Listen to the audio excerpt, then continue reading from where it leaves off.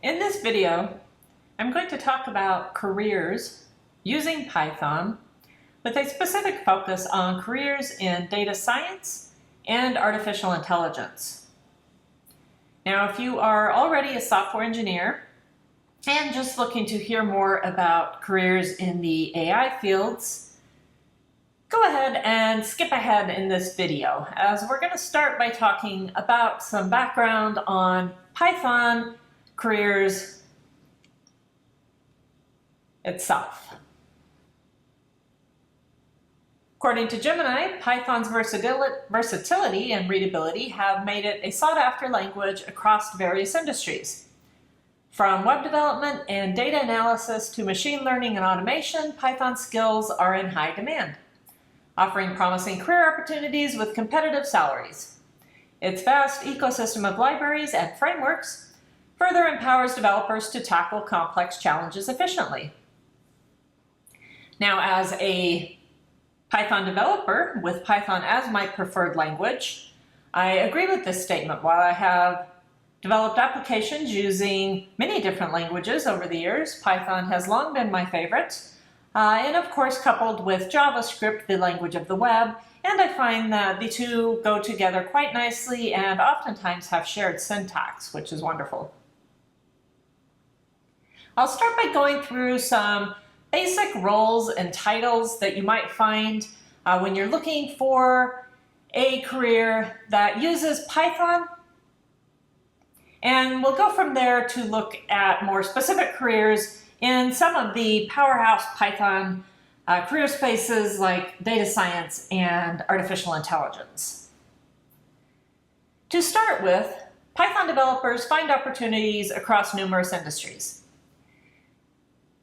Here we have a snapshot of some common roles and titles within the Python ecosystem. While this is not exhaustive, the list does provide a foundation for exploring potential career directions.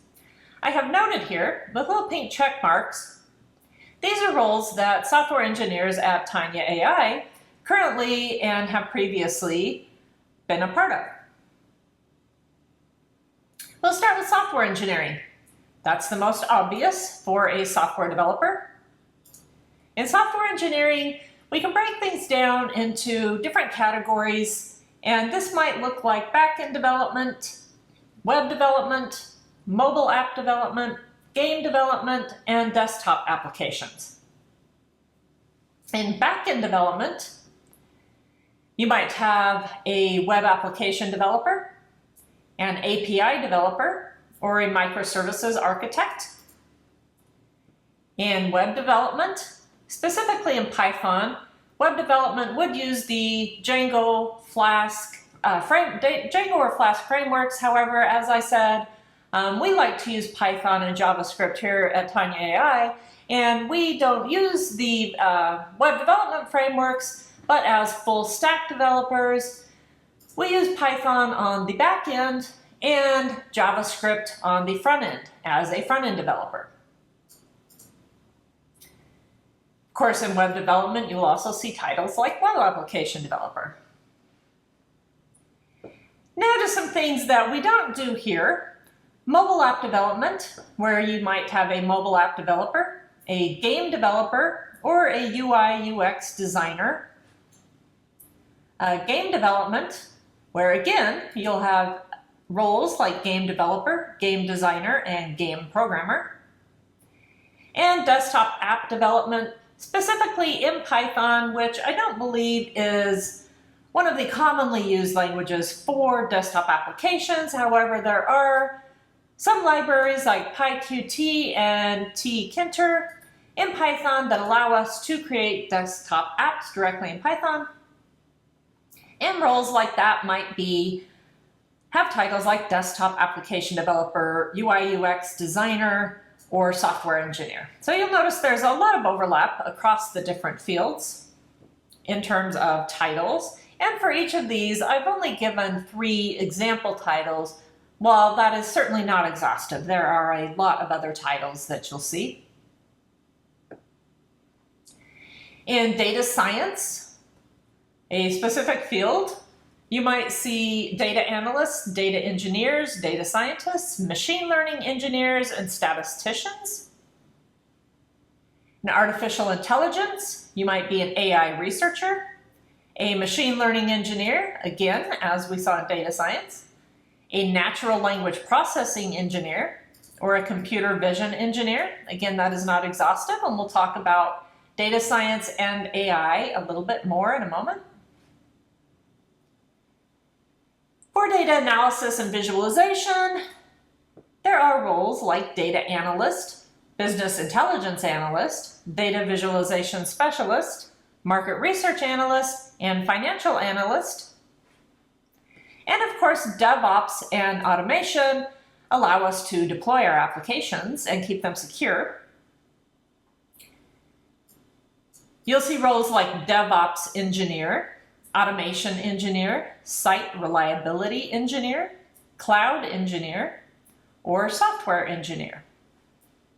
These are just some example roles, and you could see the breadth of space where Python, engineering, and computer programming can play a role. Now let's dig deeper into some of these, exploring some roles. I first want to point you to the 2023 Developer Survey. This developer survey is put out annually by Stack Overflow. We can look at a lot of different things. We'll look at technology first and view the most popular technologies.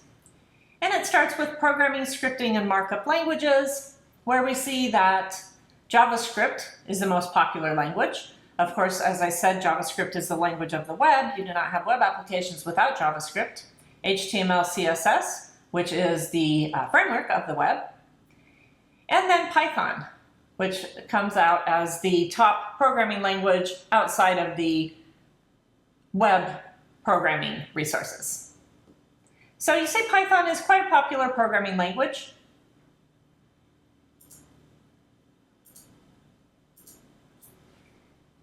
I have included this link to the developer survey so that you can go review, as of 2023, developer viewpoints on tools and technologies.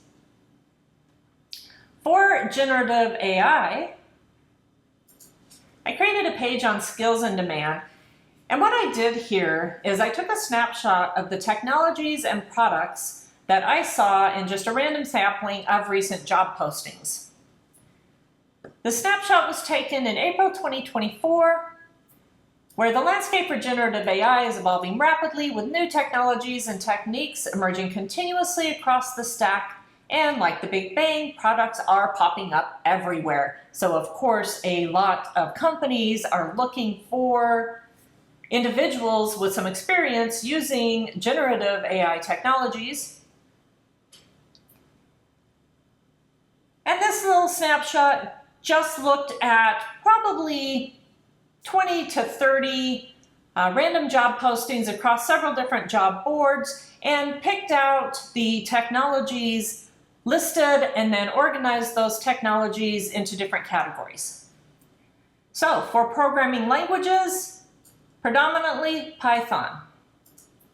For machine learning frameworks, we see TensorFlow and PyTorch, which are the two primary ML frameworks in use in generative AI. For generative AI specific frameworks, I saw several mentions, and this is not an exhaustive list. I took the tools that were mentioned the most times and left out the ones that were only mentioned once or twice across the set. And so these all had multiple mentions. LangChain, LlamaIndex, OpenAI Eval, and Ollama. For vector embeddings, sentence transformers, universal sentence encoders, and OpenAI embeddings. If you are not familiar with the space of generative AI or natural language processing, a lot of these technologies may sound unfamiliar to you, but if you're interested in getting into the space, this might be something you might want to familiarize yourself with and become educated on. For vector databases, Pinecone, Weaviate, Milvus, pgvector, Dockeray, and Chroma all came up multiple times. And for deployment platforms, of course, we have our big cloud platforms, AWS and GCP. So that's Amazon Web Services and Google Cloud Platform. And then also Render came up frequently as a development platform and a desired skill in the space of generative AI.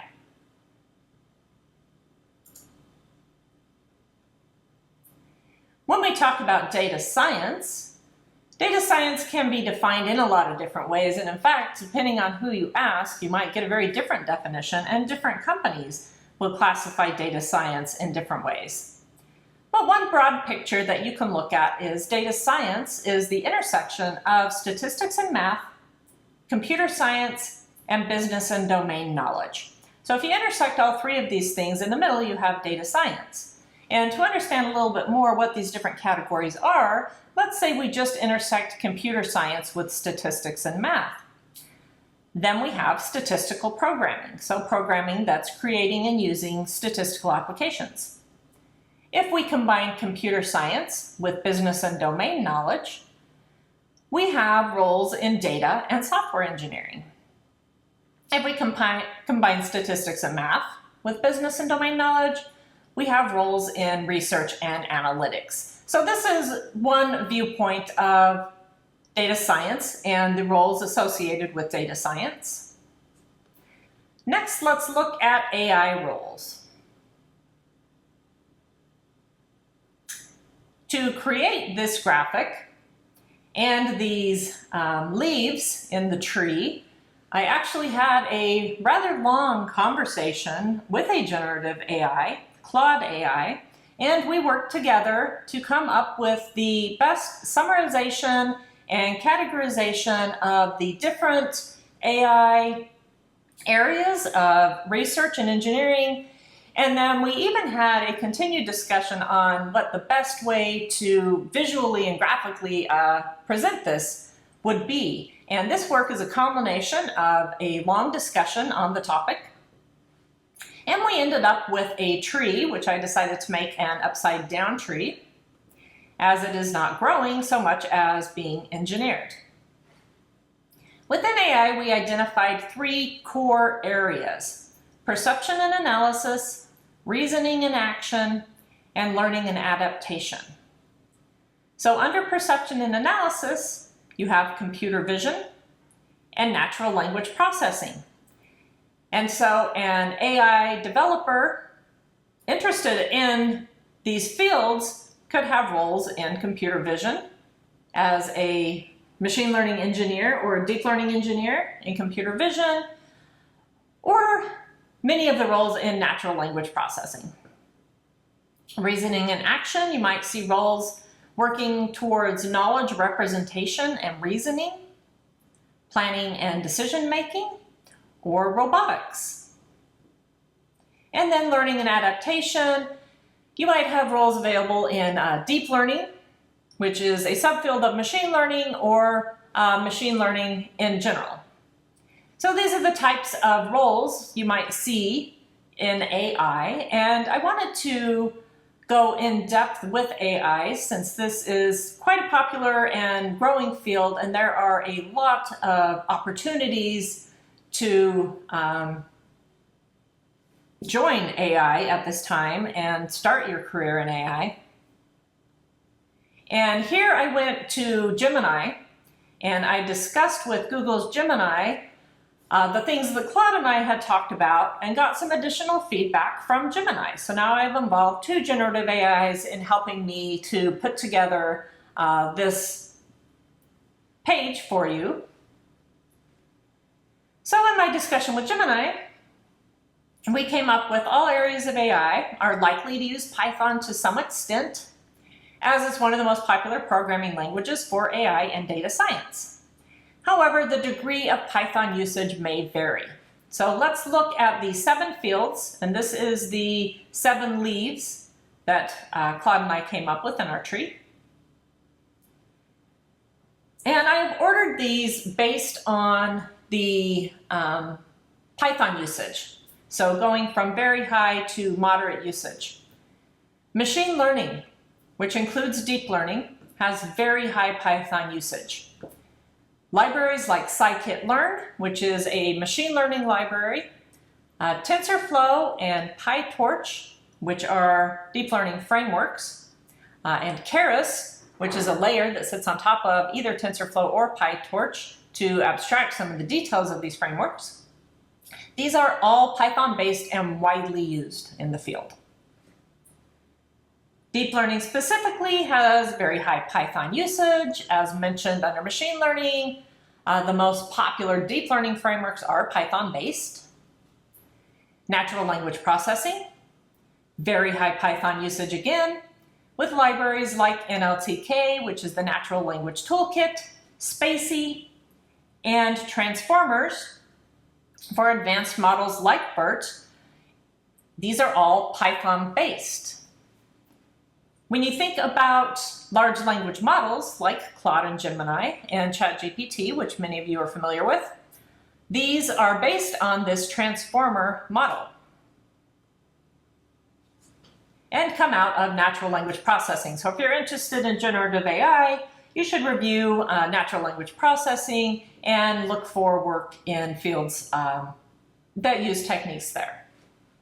Next, we have computer vision.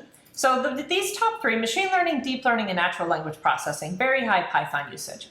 When we get down to computer vision, there is high Python usage due to OpenCV, which has a Python interface, and many deep learning libraries used for computer vision are also Python-based. So deep learning like PyTorch and TensorFlow frameworks can be used for computer vision.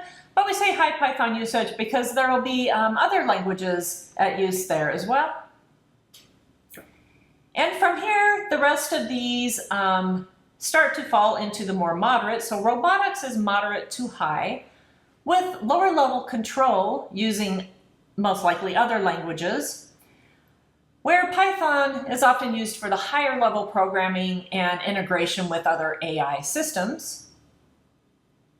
Knowledge representation and reasoning will have moderate Python usage, with traditional systems using languages like Prolog, which is a functional language, or I'm sorry, a logical language.